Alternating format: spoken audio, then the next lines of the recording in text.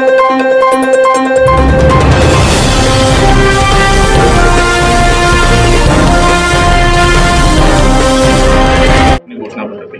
Vision बिल्कुल clear है, भ्रष्टाचार को खत्म करना है।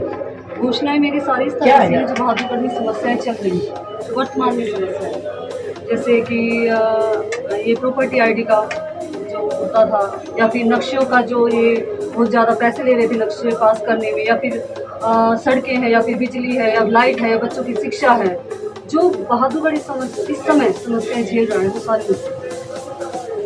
अगर आप बनती हैं चेयरपर्सन तो क्या रोड मैप रहेगा, किस तरीके से आप काम करवाएंगे और भ्रष्टाचार पर निकलने की बात आपकी तरफ से की जाती है? देखिए, एक रूपरेखा हम तैयार कर चुके हैं अपने वार्ड में, उसी तरह से हम एक हर वार्ड के साथ एक टीम गठित करेंगे, उसके हिसाब से काम चलेगा।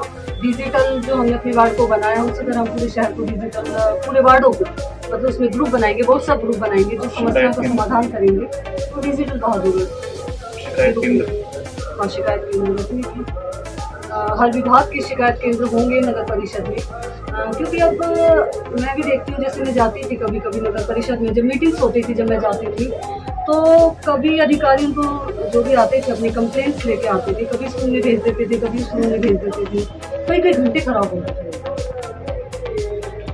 मैम, मेरा एक ही सवाल है, अलग अलग पार्टियों के उम्मीदवार मैदान में, एक भाजपा से कांग्रेस समर्थित है, बाकी निर्दलीय है, आम आदमी पार्टी, लोग उनको वोट क्यों ना दें और आपको ही क्यों? मेरा सिर्फ इतना। देखिए, उसके लिए मैं यही कहूँगी कि इस चीज़ का उत्तर जो वोटर्स हैं केवल मेरे वार्ड में आके विजिट करें, मेरे पार्कों को देखें, मेरे वार्ड में सड़कों को देखें, बिजली व्यवस्था को देखें, लाइट को देखें, वाईफाई हमने किया है, 5 पार्क आते हैं मेरे वार्ड में, और पूरे बहादुरगढ़ में सबसे मेंटेन पार्क मेरे वार्ड में। मोनिका जी, एक छोटा सा सवाल है, आप जीत जाते हैं, चेयरपर्सन बन जाते हैं, तमाम युवाओं का सवाल है ये कि युवाओं के लिए क्या कुछ पॉलिसी रहेगी आपकी? युवाओं के लिए देखिए, सबसे पहले तो है बेरोजगारी, जैसे ठेकेदारी प्रथा हमारे पिछले बोर्ड में चली है जी। हमारे मतलब सफाई कर्मचारी जो ठेके बाहर से आ रहे हैं लोग, हमारा बहादुरगढ़ के लोग बेरोजगार हैं, तो कोशिश रहेगी कि जितना रोजगार हो अपने शहर में, जो नगर परिषद जितना दे सकती है वो अपने शहर के लोगों को। हालात बहादुरगढ़ में इतने बुरे हो रखे हैं, मतलब हमारे जितने भी विरोधी हैं, बड़ा अजीब सा लगता है कि वो लोग हमारे इनेलो के झंडे लगा के लोगों में भ्रामक प्रचार कर रहे हैं कि इनेलो वाले ये कर रहे हैं, इनेलो ये कर रहे हैं।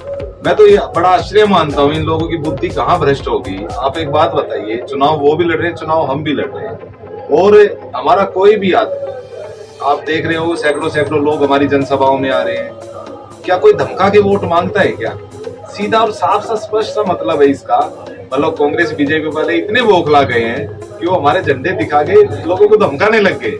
लेकिन ये लोग बहादुरगढ़ के अच्छी तरह जानते हैं, अब की बार बहादुरगढ़ से नगर परिषद में से कांग्रेस और भाजपा दोनों का सफाया तय है, क्योंकि इनके भ्रष्टाचार से, क्योंकि एक तो फिलहाल इसे पिछली टर्म में चेयरमैन थे, अब उनके साथ जो समर्थन कर रही है वो इस बार की चेयरमैन है, तो भ्रष्टाचार प्लस भ्रष्टाचार, महाभ्रष्टाचार, वो वोट मांग रहे हैं। और दूसरा, एक महानुभाव ऐसे हैं, उनका अगर रिकॉर्ड अगर नगर परिषद वाले या जितने भी बहादुरगढ़ वाले हैं सेक्टर 9 की चौकी से अगर निकलवाएंगे तो आप लोगों को अच्छी तरह पता लगेगा कि उनके बच्चे क्या क्या गुल खिलाते हैं, क्या क्या हरकतें करते हैं वो लोग। और एक सेक्शन 35 के नाम से 9 करोड़ रुपए नगर परिषद के खाते से गायब करती है। ये सेक्शन 35 हमने नहीं बनाई, लेकिन उन लोगों ने भ्रष्टाचार करने का एक नया तरीका अपना लिया, नया तरीका इजाद कर दिया। लेकिन पिछली बार हमारा बोर्ड था, मोनिका और का बोर्ड था, सारे हमारे इनेलो के पार्षद थे, उनकी इतनी हिम्मत नहीं हुई सेक्शन 35 को एक बार भी यूज कर ले। वो इसलिए नहीं हुई क्योंकि उनको अच्छी तरह पता था अब की बार इनेलो वाले स्ट्रॉन्ग है और वो तुम्हारे हर एक भ्रष्टाचार को उजागर करेंगे। इसलिए ना तो आप रिकॉर्ड की बात बता रहा हूँ मैं, रिकॉर्ड में नगर परिषद में आप जाके देखिए, एक भी काम सेक्शन 35 में नहीं हुआ। वो क्यों नहीं हुआ? क्योंकि उनको पता था, तो उनके भ्रष्टाचार पे हमारी नजर थी।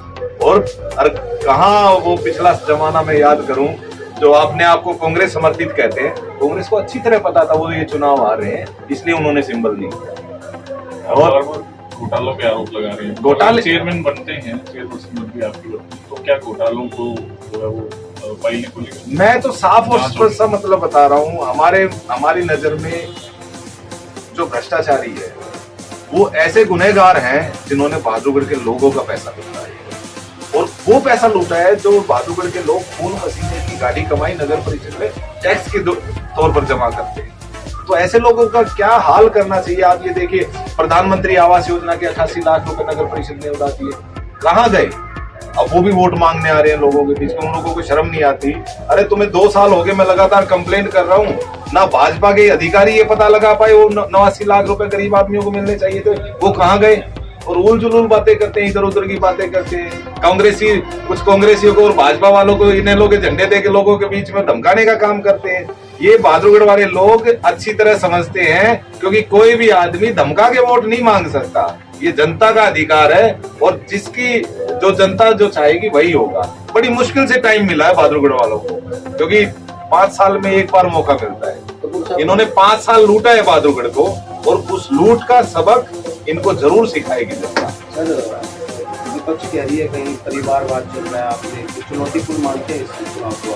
देखिए, परिवारवाद की जहां तक बात है, हम वार्ड 15 से पार्षद थे, हमने वहां लास्ट मोमेंट तक हमने प्रत्याशी नहीं दिया था। हमारे टारगेट था कि मतलब आम जनता में से किसी को चुन के हम वहां पे प्रत्याशी थे, लेकिन हमारे जितने भी वर्कर हैं बहुत मेहनती हैं, अथाह मेहनत करते हैं वो लोग, जिनकी वजह से हम वहां पे चुनाव जीते थे पिछली बार।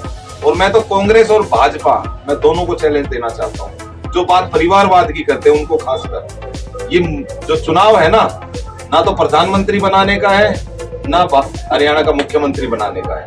ये चुनाव है अपना पार्षद और अपना चेयरमैन बनाने का, भाईचारे का चुनाव है। बहादुरगढ़ के लोग अच्छी तरह समझदार हैं, और वो ऐसा सबक सिखाएंगे इन दोनों को, क्योंकि इन्होंने जो लूट मचाई है पिछले 10-15 साल में, वो किसी से छुपी हुई नहीं है। आप रोड पे जाओ तो रोड खुदे पड़े हैं, आप पानी खोलो तो पानी गंदा आता है, आप सीवर देखो तो सीवर जाम पड़े हैं। इसकी वजह से जिम्मेवारी किसकी है? अरे 10 साल कांग्रेस की सरकार रही, 8 साल से भाजपा की सरकार रही, जिम्मेवार तो वही होंगे ना। लोगों को मिला क्या? सिवाय झूठे और धक्के खाने के कुछ मिला नहीं। जहां तक बात परिवारवाद की करते हैं, मैं वार्ड 15 में खुलेआम चैलेंज करता हूँ, वार्ड 15 में कांग्रेस भाजपा मिलकर चुनाव लड़े और जमानत बचा के दिखाते, मैं मान जाऊँ।